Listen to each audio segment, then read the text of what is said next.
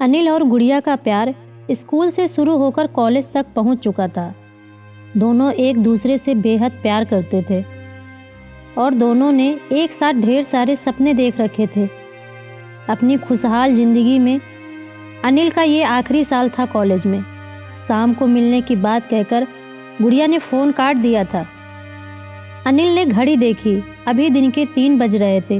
वो गुड़िया से मिलने के लिए बेचैन हो रहा था और अब उसके लिए 1 मिनट भी 1 घंटे के बराबर लग रहा था।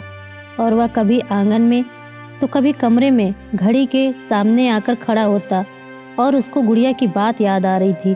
लेकिन आज अनिल ने महसूस किया कि गुड़िया की आवाज़ में एक बेचैनी सी थी, शायद मुझसे मिलने की बेचैनी। अनिल ने मन ही मन में सोचा और मुस्कुराया। शाम होने को आई थी। अचानक अनिल के घर की घंटी बजी और इससे पहले कि अनिल दरवाजे तक पहुंचता, उसकी माँ ने दरवाज़ा खोला। गुड़िया ही थी। उसने अनिल की माँ को नमस्ते किया और सीधे अनिल के कमरे की तरफ बढ़ गई। अनिल की माँ को उनके प्यार के बारे में पता था, इसीलिए वो मुस्कुरा के रह गई और वह किचन में चली गई और अनिल को आवाज़ दी, मैं चाय बना रही हूँ, आके ले जाना थोड़ी देर में। अच्छा माँ, अनिल ने कमरे के भीतर से ही जवाब दिया। दरवाज़ा हल्का सा बंद करके अनिल ने गुड़िया को अपने पास हाथ पकड़कर बैठा लिया और बोला, बहुत अच्छी लग रही हो इस कपड़े में। तभी गुड़िया ने अचानक से अपना सिर उठाकर अनिल की तरफ देखा। अनिल का जैसे सीना फट गया हो गुड़िया की तरफ देखकर। गुड़िया की आंखों में आंसू की मोटी मोटी बूंदें थी। अनिल हक्का बक्का होकर समझ नहीं पाया कि अचानक से ये क्या हो गया है। फिर उसने सबसे पहले गुड़िया के आंसू पोंछे। उसका फूलों जैसा कोमल चेहरा अपने दोनों हथेलियों के बीच लिए और पूछा, क्या हुआ है, तुम रो क्यों रही हो बाबू? इतना सुनकर कि गुड़िया जैसे और टूट गई और बिना आवाज़ के वो और रोने लगी। उसकी आंखों से निकलते आंसू अनिल का सीना जैसे चीर रहा हो। अनिल से रहा नहीं गया और उसने सबसे पहले दरवाज़ा बंद किया ताकि गुड़िया के रोने की आवाज़ कमरे के बाहर न जाए। फिर उसने गुड़िया को अपने बिस्तर पे बिठाया और खुद नीचे ज़मीन पे बैठा। गुड़िया के हाथ अपने हाथों में लेकर उसने गुड़िया से कहा, अब बोलो, ऐसा क्या हो गया है कि मेरी बाबू इतना रो रही है? तुम्हें पता नहीं मेरे दिल पे क्या गुजर रही है तुम्हारे आंसू देखकर। अब प्लीज़ बताओ क्या हुआ है। गुड़िया ने अपने आंसू पोंछे और अपने आप को संभालते हुए अनिल का हाथ पकड़कर बोली, हमारा साथ यहीं तक था, हमारे रास्ते आज के बाद कभी साथ नहीं होंगे। अनिल को जैसे कोई करंट लगा हो। उसने गुड़िया के हाथ को छोड़ दिया और चीखा, क्या पागलों जैसी बातें कर रही हो? होश में तो हो तुम बाबू? गुड़िया की आंखों से फिर से आंसू टपकने लगे।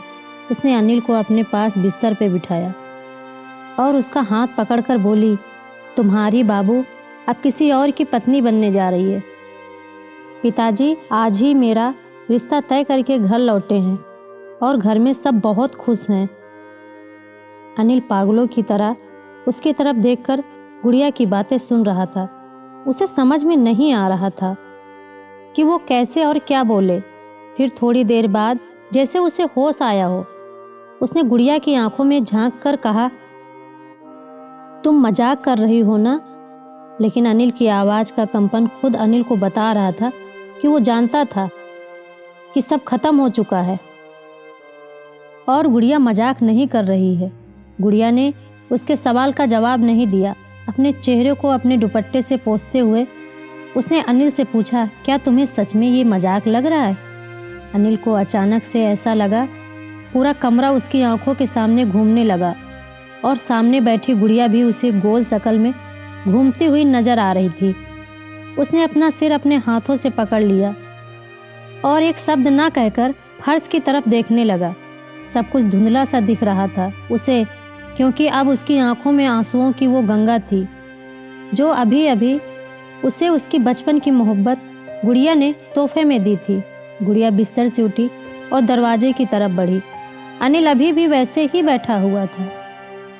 तभी गुड़िया ने अनिल को उसका नाम लेकर पुकारा तो अनिल हैरान होकर गुड़िया की तरफ देखा आज तक जो गुड़िया उसे बाबू, जान, जानू, सोना के अलावा उसे और कुछ नहीं कहती थी, आज शादी की बात तय होते ही उसे उसके नाम से बुला रही थी।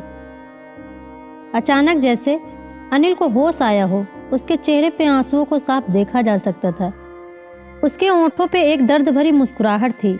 उसने गुड़िया की तरफ गौर से देखा और बोला, तुम यही कहने वाली हो ना कि मैं तुम्हारी शादी में कोई बाधा ना डालूं? गुड़िया ने सुनकर अपना सिर झुका लिया और हल्के आवाज से बोली, हाँ अनिल, यही कहना था।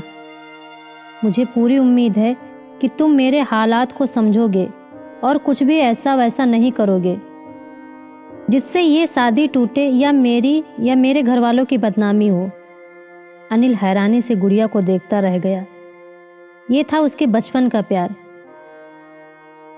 जिसे ये तक पता नहीं कि वो ऐसा कुछ करने की सोच भी नहीं सकता जिससे गुड़िया या उसके घर वालों का कोई नुकसान हो। क्या इतना ही जानती थी गुड़िया उसे? अनिल ने गला साफ किया कुछ कहने को, मगर फिर रुक गया। उसने गुड़िया की तरफ देखा, दीवानों की तरह मुस्कुराया। अपने दोनों हाथ जोड़ के गुड़िया को उसने प्रणाम किया और दरवाज़ा खोल दिया। गुड़िया जैसे ही कमरे से निकली तो उसने देखा अनिल की माँ वहीं दरवाजे के पास ही थी। वो समझ गई कि अनिल की माँ ने सब कुछ सुन लिया है। अपना सिर झुकाकर गुड़िया वहाँ से चली गई। अनिल की माँ अनिल के कमरे में चाय रख दी।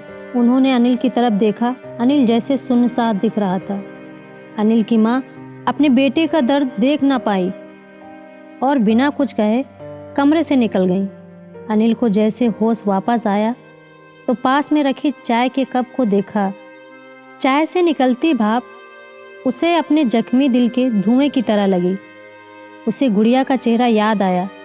उसके आंसू अब उसे नकली से दिख रहे थे और गुड़िया के चेहरे पे शादी तय हो जाने की खुशी अब वो याद कर पा रहा था। अनिल का सिर्फ दिल ही नहीं, भरोसा भी टूटा था। उसने बाहर देखा, अंधेरा बढ़ने लगा था, बाहर भी और उसकी ज़िंदगी में भी। अनिल की आंखों में आंसुओं का नया समंदर फिर से दस्तक दे रहा था।